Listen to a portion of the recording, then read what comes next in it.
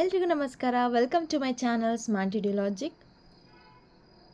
Last ವಿಡಿಯೋದಲ್ಲಿ ನಾನೀಗ already ಪೂರ್ಣಾಂಕಗಳ ಮೇಲಿನ 4 ಗಣಿತ ಕ್ರಿಯೆಗಳು ಈ ಪಾಠದ ಮೇಲೆ ನವೋದಯಕ್ಕೆ ಸಂಬಂಧಪಟ್ಟಂಥ ಒಂದಿಷ್ಟು ಟಾಪಿಕನ್ನು ಡಿಸ್ಕಸ್ ಮಾಡಿದ್ವಿ. ಹಾಗೆ ಕ್ವೆಶನ್ಸ್ ವಿತ್ ಆನ್ಸರ್ನ ಡಿಸ್ಕಸ್ ಮಾಡಿದ್ವಿ.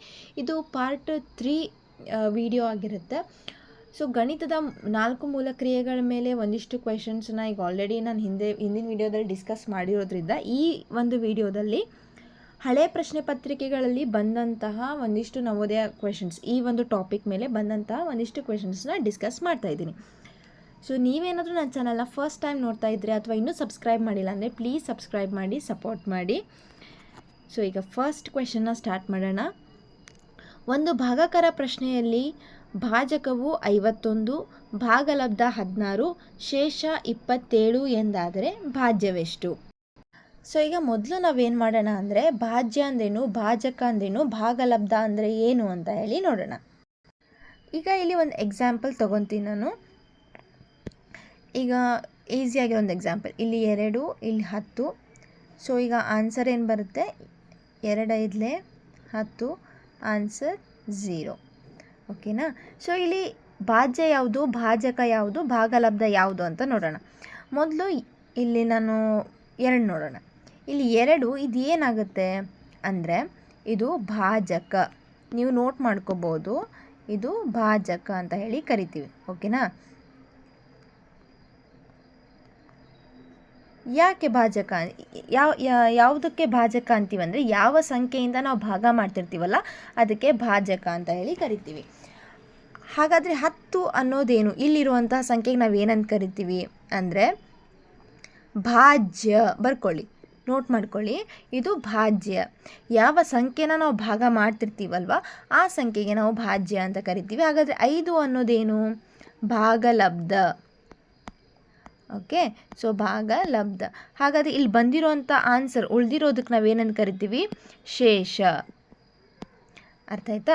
ಸೊ ಇದು ಯಾವ ಸಂಖ್ಯೆಯಿಂದ ನಾವು ಭಾಗ ಮಾಡ್ತಿರ್ತೀವಲ್ವ ಅದಕ್ಕೆ ನಾವು ಭಾಜಕ ಅಂತ ಕರಿತೀವಿ. ಯಾವ ಸಂಖ್ಯೆನ ಭಾಗ ಮಾಡ್ತಿರ್ತೀವಲ್ವ ಅದಕ್ಕೆ ಭಾಜ್ಯ. ಬಂದಿರುವಂಥ ಆನ್ಸರಿಗೆ ಭಾಗಲಬ್ಧ. ಕೆಳಗೆ ಉಳಿದಿರುವಂತಹ ಸಂಖ್ಯೆಗಳಿಗೆ ನಾವೇನಂತ ಕರಿತೀವಿ? ಶೇಷ ಅಂತ ಹೇಳಿ ಕರಿತೀವಿ. ಸೊ ಇಲ್ಲಿ ಆನ್ಸರ್ ಏನು, ಕ್ವೆಶನ್ ಏನು ಕೊಟ್ಟಿದ್ದಾರೆ ಅಂತ ಹೇಳಿ ನಾವು ಇನ್ನೊಂದ್ಸತಿ ನೋಡೋಣ. ಇಲ್ಲಿ ಭಾಜಕನ ಕೊಟ್ಟಿದ್ದಾರೆ, ಹೌದಾ? ಭಾಜಕ ಎಷ್ಟು? 51. ಬಂದಿರೋ ಅಂಥ ಆನ್ಸರ್ ಎಷ್ಟು? 16. ಕೆಳಗೆ ಉಳಿದಿರೋವಂಥ ಸಂಖ್ಯೆ 27. ನಾವೀಗೇನು ಕಂಡುಹಿಡಿಬೇಕು? ಭಾಜ್ಯ ಅಂದರೆ ಯಾವ ಸಂಖ್ಯೆ ನಡುವೆ ಇರ್ತಲ್ಲ ಸಂಖ್ಯೆ ಅದನ್ನು ಕಂಡುಹಿಡಿಬೇಕು. ಇಲ್ಲಿ ಭಾಜ್ಯನ ಕಂಡುಹಿಡಿಬೇಕು ಅಂದರೆ ಭಾಜಕ ಮತ್ತು ಭಾಗಲಬ್ಧವನ್ನು ಗುಣಿಸ್ಬೇಕು. ಗುಣಿಸಿ ಬಂದ ಆನ್ಸರಿಗೆ ಶೇಷನ ಕೂಡಿಸ್ಬೇಕು. ಈಗ ಇಲ್ಲಿ ಭಾಜಕನ ಎಷ್ಟು ಕೊಟ್ಟಾರೆ? ಇಲ್ಲಿ 51. ಓಕೆ, ಭಾಗಲಬ್ಧ ಆನ್ಸರ್ ಎಷ್ಟು? 16. ಇವನ್ನೆರಡೂ ಫಸ್ಟು ಗುಣಿಸ್ಬೇಕು. ಬಂದ ಆನ್ಸರಿಗೆ ನಾವೇನು ಮಾಡಬೇಕು ಅಂದರೆ ಶೇಷ ಎಷ್ಟು? 27. ಅದನ್ನು ಕೂಡಿಸ್ಬೇಕು. ಸೊ ಇದೆರಡೂ ಗುಣಿಸಿ ಆನ್ಸರ್ ಎಷ್ಟು ಬಂತು ಅಂತ ಹೇಳಿ ವಿಡಿಯೋ ಪಾಸ್ ಮಾಡಿ ಗುಣಿಸಿ ಆಮೇಲೆ ಚೆಕ್ ಮಾಡ್ಕೊಳ್ಳಿ. ಓಕೆನಾ? ಓಕೆ, ಲೆಕ್ಕ ಮಾಡಿದ್ದೀರಾ ಅಂತ ಅಂದ್ಕೊತೀನಿ. 51 ಮತ್ತು 16 ನಾವು ಗುಣಿಸಿದಾಗ ಬಂದಿರೋ ಆನ್ಸರ್ ಎಷ್ಟು? 816. ಅದಕ್ಕೆ ನಾವೇನು ಮಾಡಬೇಕು? ಶೇಷ 27 ಕೂಡಿಸಿದಾಗ ನಮಗೆ ಬಂದಿರೋ ಅಂಥ ಆನ್ಸರ್ ಎಷ್ಟು? 843. ಸೊ ಆನ್ಸರ್ ಎಷ್ಟು? Option A, 843. Okay, so next question ನೋಡೋಣ. ಈ ಕ್ವೆಶನ್ ಬಂದಿರೋದು 2004ರಲ್ಲಿ. ನೆಕ್ಸ್ಟ್ ಕ್ವೆಶನ್ ನೋಡೋಣ. ಒಬ್ಬ ವ್ಯಕ್ತಿ ತಾನು ಮಾಡುವ ಕೆಲಸಕ್ಕೆ ಪ್ರತಿ ಗಂಟೆಗೆ 15 ರೂಪಾಯಿ ಸಂಪಾದಿಸ್ತಾನೆ. ಆ ವ್ಯಕ್ತಿಯು ದಿನಕ್ಕೆ 8 ಗಂಟೆಗಳಂತೆ 5 ದಿನಗಳ ಕಾಲ ದುಡಿದರೆ ಅವನ ಒಟ್ಟು ಆದಾಯ ಎಷ್ಟು? ಸೊ ಮೊದಲು ಏನು ಕೊಟ್ಟಿದ್ರು ಅಂತಂದರೆ 1 ಗಂಟೆಗೆ 15 ರೂಪಾಯಿ ದುಡಿದ್ರೆ ದಿನಕ್ಕೆ ಅವನು ಎಷ್ಟು ಗಂಟೆಗಳ ಕಾಲ ದುಡಿತಾನ? 8 ಗಂಟೆ. ಸೊ ಇದನ್ನು ನಾವೇನು ಮಾಡಬೇಕು? 1 ಗಂಟೆಗೆ 15 ರೂಪಾಯಿ ಆದರೆ 8 ಗಂಟೆಗಳ ಕಾಲ ಎಷ್ಟು? ಇದು ಗುಣಿಸಿದಾಗ ನಮಗೆ 1 ದಿನದ ಲೆಕ್ಕ ಸಿಗ್ತದೆ. ಓಕೆನಾ? ಸೊ ಎಷ್ಟು ಬರುತ್ತೆ ಇಲ್ಲಿ ಅಂದಾಗ 120 ರೂಪಾಯಿ ಬಂತು. ಇದು 1 ದಿನದ ಲೆಕ್ಕ. ಹಾಗಾದರೆ 1 ದಿನಕ್ಕೆ 20 ರೂಪಾಯಿ, 120 ರೂಪಾಯಿ ಆದರೆ 5 ದಿನಕ್ಕೆ ಎಷ್ಟು? ಇದನ್ನು ಕಂಡುಹಿಡಬೇಕಲ್ವ? ಸೊ ಅದನ್ನು ನಾವು ಮಾಡಿದಾಗ ಸೊ ನಮ್ಗೆ ಎಷ್ಟು ಬರ್ತೈತಿ? ಆನ್ಸರ್ 600 ರೂಪಾಯಿ ಬರುತ್ತೆ. ಸೊ ಆಪ್ಷನ್ ಡಿ, 600 ರೂಪಾಯಿ. ಈ ಕ್ವೆಶನ್ ಕೂಡ 2004ರಲ್ಲಿ ಬಂದಿರೋದು. ಓಕೆ, ನೆಕ್ಸ್ಟ್ ಕ್ವೆಶನಿಗೆ ಹೋಗೋಣ. ಒಂದು ಕಾರು ಪಾರ್ಕಿನಲ್ಲಿ 14 ಸಾಲುಗಳಿವೆ.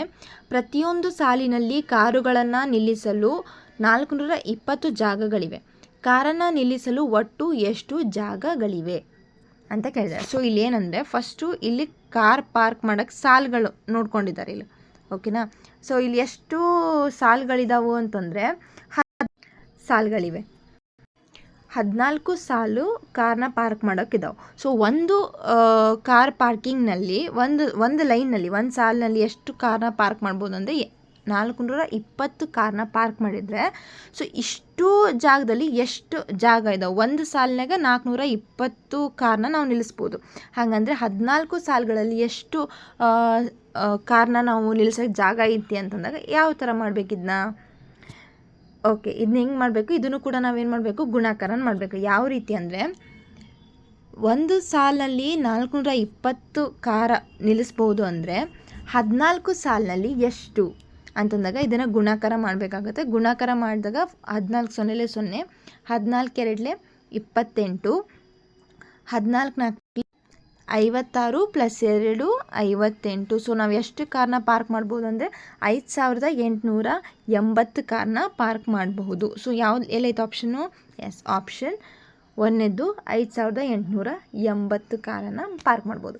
ಇದನ್ನು ನೀವು ಸಾಲ್ವ್ ಮಾಡ್ದೇ ಜಸ್ಟ್ ಆಪ್ಷನ್ ನೋಡಿನೂ ಕೂಡ ನೀವು ಆನ್ಸರ್ನ ಟಿಕ್ ಹಾಕ್ಬೋದು. ಯಾವ ರೀತಿ ಅಂದರೆ ಸೊ ಒಂದು ಸಾಲಿನಲ್ಲಿನೇ 420, 14 ಸಾಲು ಅಂದರೆ ಜಾಸ್ತಿ, 420ಕಿಂತ ಜಾಸ್ತಿ. ಸೊ ನೋಡಿ ಇಲ್ಲಿ 434 ಅಂತೂ ಆಗಲ್ಲ, ಬರೀ ಇನ್ನೆಷ್ಟು 14 ಕಾರ್ಗಳು ಜಾಸ್ತಿ ಅಂತೂ ಆಗಲ್ಲ. ಸೊ ಇದು ಆನ್ಸರ್ ಆಗಲ್ಲ.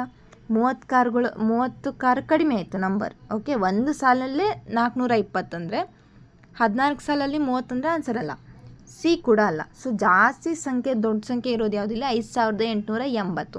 ಸೊ ಈ ರೀತಿ ಈಸಿಯಾಗಿರೋವಂಥ ಕ್ವೆಶನ್ಗೆ ನೀವು ಸ್ವಲ್ಪ ಟ್ರಿಕ್ನ ಯೂಸ್ ಮಾಡಿಕೊಂಡು ಆನ್ಸರ್ನ ಟಿಕ್ ಹಾಕ್ಕೋಬೋದು. ಓಕೆ, ನೆಕ್ಸ್ಟ್ ಕ್ವೆಶನ್ ನೋಡೋಣ.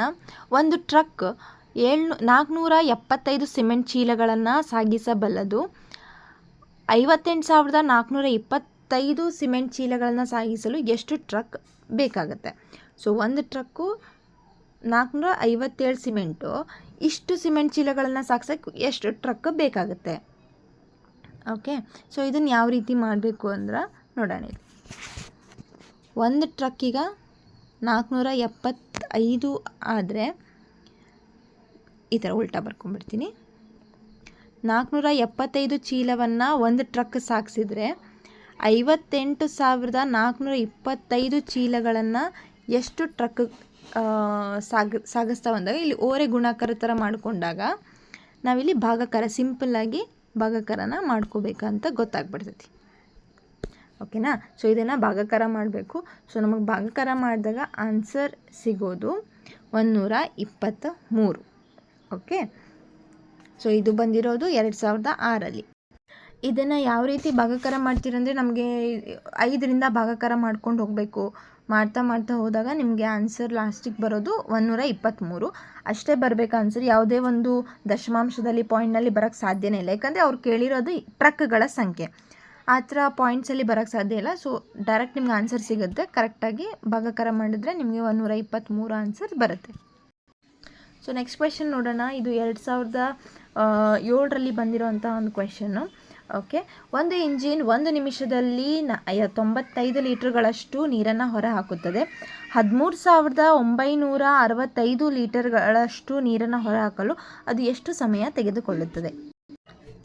ಸೊ ಇಲ್ಲಿ ಏನಾಯಿತು, 95 ಲೀಟರ್ನ ಹೊರ ಹಾಕೋಕ್ಕೆ 1 ನಿಮಿಷ ತೊಗೊಂಡ್ರೆ, ಓಕೆ, ಎಷ್ಟು ನಿಮಿಷ ತೊಗೊಳುತ್ತೆ ಇಲ್ಲಿ? 1 ನಿಮಿಷ ತೊಗೊಂಡ್ರೆ 13,965 ಲೀಟ್ರ್ಗಳನ್ನು ಎಷ್ಟು ನಿಮಿಷದಲ್ಲಿ ಹೊರ ಹಾಕ್ತೈತಿ ಅಂದರೆ ಸೇಮ್ ಇದು ಕೂಡ ನೀವು ಓರೆ ಗುಣಾಕಾರ ಥರ ಮಾಡಿಕೊಂಡಾಗ ಭಾಗಾಕಾರನೇ ಮಾಡಬೇಕಾಗತ್ತೆ. ಇದನ್ನು ಈ ಥರ ಹಿಂಗೆ ಹಚ್ಕೊಂಡು 95 ಇದು ಕೂಡ 5ರಿಂದನೇ ಭಾಗ ಮಾಡ್ಕೊಂಡು ಹೋಗಿ ಭಾಗ ಮಾಡ್ಕೊಂಡಾದ್ಮೇಲೆ ಎಷ್ಟು ನಿಮಿಷ, ಎಷ್ಟು ಟೈಮ್ ಅದು ನಿಮಗೆ ಸಿಗುತ್ತೆ ಅಥವಾ ಎಷ್ಟು ಗಂಟೆಗಳ ಕಾಲ ನಿಮಗೆ ಅದು ಸಿಗುತ್ತೆ ಅಂತಂದು ಹೇಳಿ ಆನ್ಸರನ್ನ ಕಮೆಂಟ್ ಮಾಡಿ. ನೀವೇ ಭಾಗಾಕಾರ ಮಾಡಿ, ನೀವೇ ಅದನ್ನೇನು ಮಾಡಿಕೊಂಡು ಆನ್ಸರ್ನ ಹೇಳಿ. ಓಕೆ, ಇಲ್ಲಿ 2 ಆಪ್ಷನ್ ಇದೆ, ಅದನ್ನು ಕನ್ಫ್ಯೂಸ್ ಆಗಬೇಡಿ. ಇಲ್ಲಿ ನಿಮಿಷ ಐತಿ, ಇಲ್ಲಿ ಗಂಟೆ ಇದೆ, ಲೀಟರ್ ಇದೆ, ಸೆಕೆಂಡ್ ಇದೆ. ಸೊ ಇದರಲ್ಲಿ ಯಾವುದು ಕರೆಕ್ಟ್ ಆನ್ಸರ್ ನಿಮ್ಗೆ ಆನ್ಸರ್ ಅಂತೂ 147 ಬರಲೇಬೇಕು, ಅದು ಬರುತ್ತೆ. ಬಟ್ ಎನ ಬಿನ ಸಿನ ಡಿನ, ನಿಮಿಷ ಅಂತ ಹೇಳ್ತಿರೋ, ಗಂಟೆ ಅಂತ ಹೇಳ್ತಿರೋ, ಲೀಟರ್, ಸೆಕೆಂಡ್, ಕರೆಕ್ಟಾಗಿ ಕ್ವೆಶ್ಚನ್ ಓದಿ ನಿಮಗೆ ಆನ್ಸರ್ ಸಿಗುತ್ತೆ. ಸೊ ಆನ್ಸರನ್ನು ಕಮೆಂಟ್ ಮಾಡಿ ಹೇಳಿ, ಓಕೆನಾ. ನೆಕ್ಸ್ಟ್ ಕ್ವೆಶ್ಚನ್ ನೋಡೋಣ. ಒಂದು ಶಾಲೆಯಲ್ಲಿ 704 ಡೆಸ್ಕ್ಗಳಿವೆ. ಅವುಗಳನ್ನು 22 ತರಗತಿಯಲ್ಲಿ ಇಡಬೇಕು. ಪ್ರತಿಯೊಂದು ತರಗತಿಯಲ್ಲೂ ಸಮಾನ ಸಂಖ್ಯೆಯ ಡೆಸ್ಕ್ಗಳನ್ನು ಇಡುವುದಾದರೆ ಪ್ರತಿಯೊಂದು ತರಗತಿಯಲ್ಲಿ ಎಷ್ಟು ಡೆಸ್ಕ್ಗಳನ್ನು ಇಡಬಹುದು?